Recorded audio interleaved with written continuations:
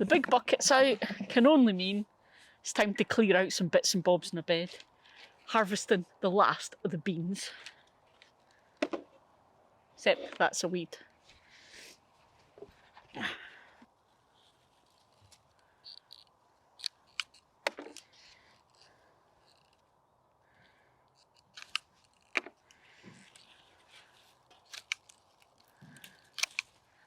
So remembering how I keep saying you need to know your garden, don't just copy weirdos on the internet that tell you to do things. Right. October is when our first frosts hit and we get quite hard frosts. So I know that even though these beans look absolutely awesome just now, give it another, maybe, I'm trying to be optimistic, maybe another 2 weeks, and they're just going to get trashed by the frosts. And anything that's on here that's not ready is just not going to do anything. It's just got no chance. So, getting it cleared out. But it's okay, because as you guys know, I have a plan. There's stuff for this bed. Not bad, is it, honey? That's our last harvest of beans. Whoa, that's a lot of beans. So that is, I think, the 6th basket like that from the Sprite beans. So we had like a few different varieties, but they definitely have been the winners. Of course, Steve at Greenside Up has taken all the credit because he recommended the seeds. Didn't grow them, recommended them.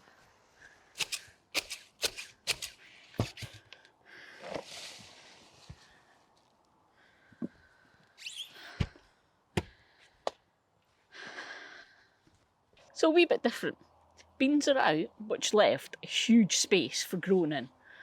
What I've done, the landcress, a few videos back I did a bit of an experiment. We did some landcress and I did some spinach from seeds that Baron sent.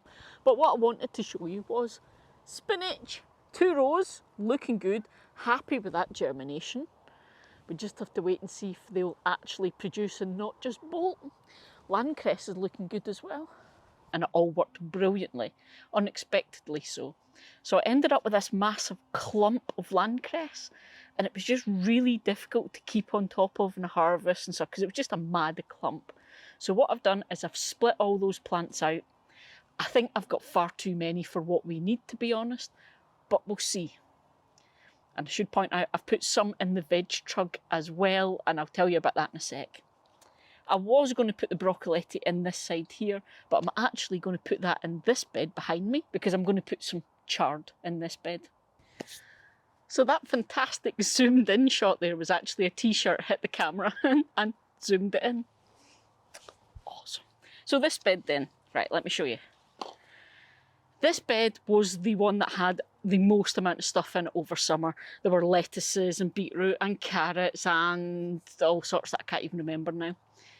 What I'm going to do now is that is the very last beetroot. Oh my God, you should see the size of this. It's like a football. That's coming out. That's going to be beetroot crisps tonight. And if you haven't already caught it, I'll put a link in the description because my beetroot crisps recipe is in this month's Scotland Grows magazine, which is a free online magazine. It's all about growing in Scotland and the Scottish climate. So I'll put a link in the description if you want to go and get the recipe for beetroot crisps.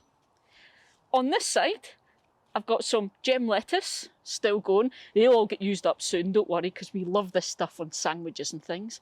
But I'm also, this bit here, pull that beetroot out and I'm going to get some broccoletti in here. Okay, so before the laundry rudely messed about with my camera, I was just saying I was going to put the broccoli over there, but I've changed my mind. Instead, I'm going to put some chard over there in the end of that bed. Reason being, in the morning up until about maybe 1 o'clock-ish, the sun comes from this direction, okay? And then late afternoon it comes from that direction. So I don't want to be planting big tall plants at this end because they'll just shade out the smaller plants at this end. So you've just got to do a wee bit of strategic thinking about where you place things. Where is your light coming from? Especially in winter because there is a lot less of it. So use it the best way you can. So broccoletti's going in this bit. These lettuces, will just be a turnover. So as they get used, there's other winter lettuces can go in here, and I've got other bits and bobs that will be going in this bed as well. So I'm going to get that done.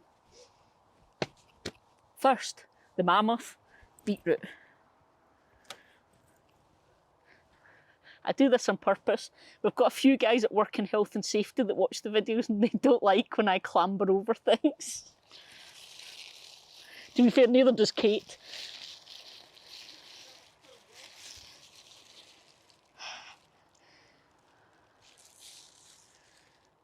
How was that for a beetroot? So honey, there's your crisps for tonight. You see the size of this? Good grief. I'm hoping I've put the camera out of reach of the laundry. Fingers crossed. Right, broccoletti. Okay, we'll do this one last time. Broccoletto Quarantino Riccio. It's a broccoli wrap. It's not the fashionable one this year. Everyone else is doing that. Now, get it wrong, is it Cina de Rapa? No, she's walking away, she's not getting involved in the language thing. But it's the same thing, it's a broccoli wrap. So it gives you the leaves, which I had to check with Steve to make sure I didn't give you dodgy info. You can cook these leaves, and they give you slight kind of bitterness, but greens like the mustards. But what we love it for is you get little florets. It's a bit like a small sprouting broccoli, and we love them. We put them kind of pizza, you can put the pasta, all that, because they've got that bitterness. They're awesome for just cutting through fatty things, greasy things, creamy things. They're just fab. Pizza, we love them. We've got a pizza we do. Oh. So yeah, that big long story was because this is broccoli wrap. Right, it's going in.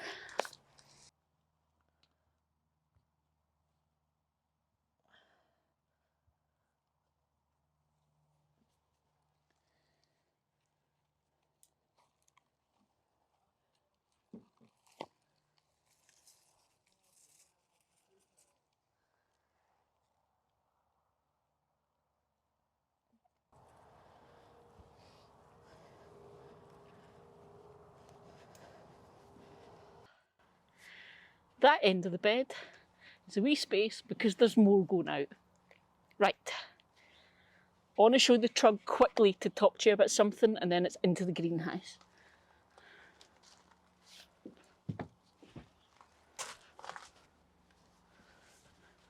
So in here now, we have got, I've just put the landcress at the end, because I said I had extra landcress and I'm just hedging my bets. It is supposed to be totally hardy, but you never know. We could get a really harsh winter this year. So I'm just doing what I can, hedging my bets. Some in here. At the back here, I've got more of that broccoletto. Centre is the green pak choi. And in the front is these Marvel lettuces, the winter lettuces. I'm still not sure about these lettuces. They just seem so puny. And by that I mean it's like the leaves are super soft, so I don't know. I can't see them surviving, but yeah. But yeah, I'm just rambling. What I wanted to talk to you about was the broccoletto. Because the whole reason I moved the strawberries is because although the trug is getting sun just now, that sun will move, and for the rest of the day, so it's only 20 to 12, for the rest of the day it's over there, and there's a big shadow goes right across here. And that's why we didn't get strawberries.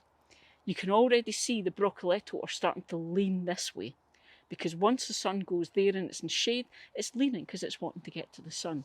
So I'm not going to put any more of these types of plants in here, the taller plants, because they're just going to lean. I'm going to save this for things like the pak choys, the tatsoi, that kind of thing. But yeah, so that's that. Greenhouse. So it seems to be the theme today that stuff just goes wrong. So you didn't get the footage of me potting up and sowing seeds and stuff in here because basically it was too hot and the camera overheated again and it just shuts down and doesn't save. But this is what's happened in here. Now, a few of you guys have been asking about these trays, so I thought I'd make a point of showing it. It's heavy though, so bear with me. Right. Now, I did this last year, so if you've been around a while, you'll recognise this. But these are actually the bottoms of my big propagators, okay? So later on when it gets cold, you'll see me using the lids for these. But at the moment, it gives me another sort of deep tray that I can use for planting in. Because like I said, rather than it being lots of little pots, it just gives me a larger amount of soil, a bit more space for the plants. It just all helps. And plus I've got the propagator lids for them. So it's like everything else. They're in. If you go to the link in the description, takes you to the website where I put all that kind of stuff on there so you can go nosy. But it's the basis of my propagators. On this side, you'll see on the shelves, I've got these other green trays. This one's filthy. Okay, these narrower ones. These are actually trays you can buy, and they are specifically for putting on greenhouse shelving and things, so that you can put pots and what have you in them. And again, it's like a drip tray if you like. Okay, so that's what they are, because quite a few of you have been asking about stuff. I will do an updated greenhouse and my greenhouse kit type video for you guys shortly, don't worry, because it has changed a lot since last time. But anyways, that's not what we're on about. So what I've done then. So it is October, okay? Now, I am still going to be sowing lots of stuff right through. Probably not as much as I would do during the kind of spring, summer month, because obviously it's going to be much colder, so it's going to be much harder to get seeds to germinate, because seeds actually need a much warmer temperature. The soil needs to be much warmer for the seeds to germinate than they generally need to survive. And that's what's going on with all of this stuff I've got going now. I've got plants going so that they're ready and will survive the cold.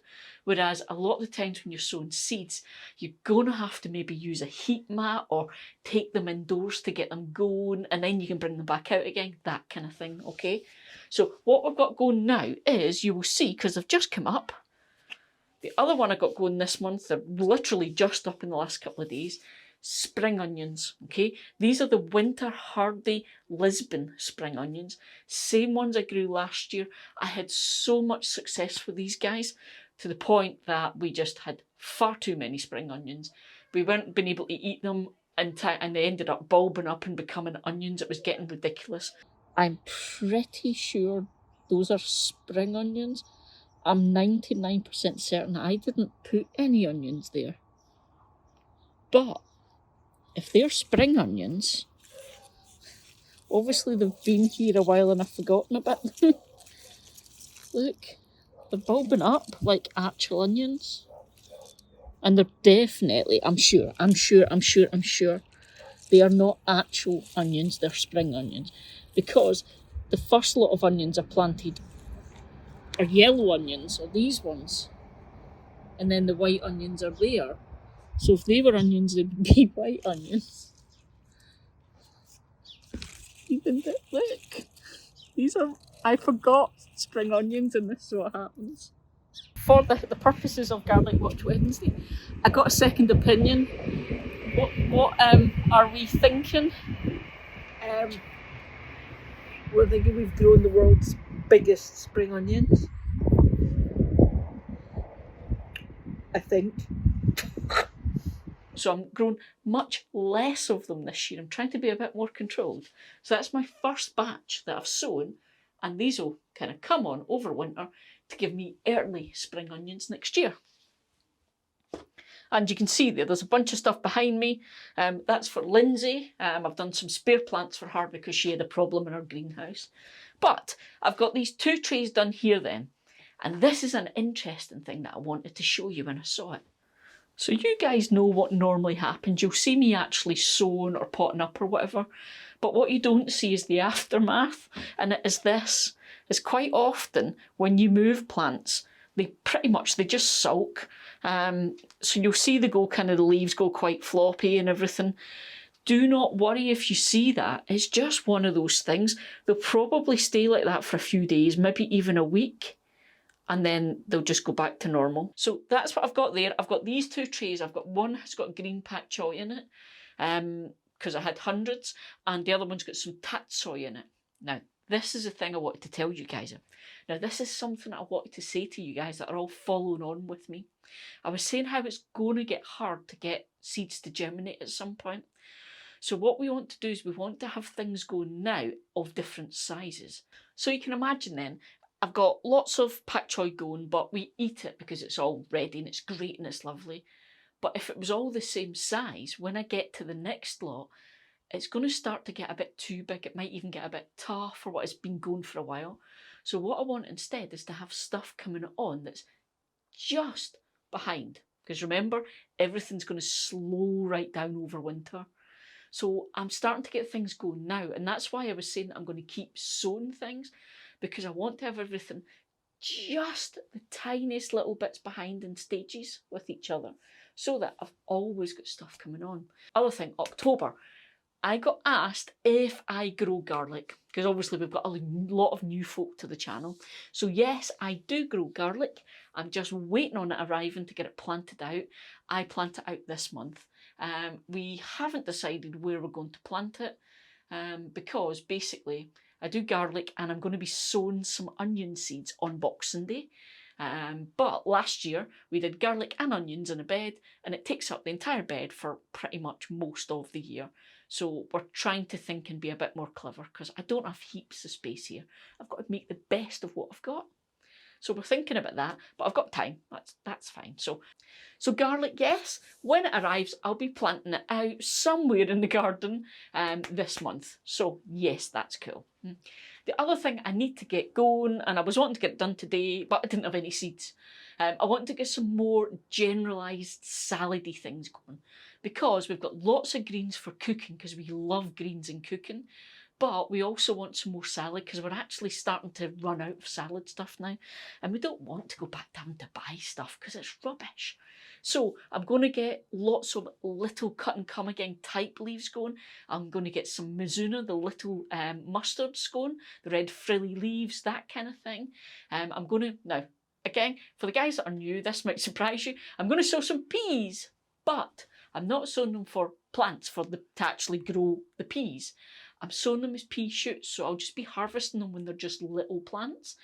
Absolutely gorgeous. You would not believe how gorgeous pea shoots are. They taste of really lovely fresh peas. But they're great in salads because it's the little shoots. Not even just salads, we put them in all sorts of things. So I'm going to get more of that type of stuff going, the same as I was doing last year, and I'll be keeping this all going successionally, which has become the way. Hence, sow, grow, eat, repeat.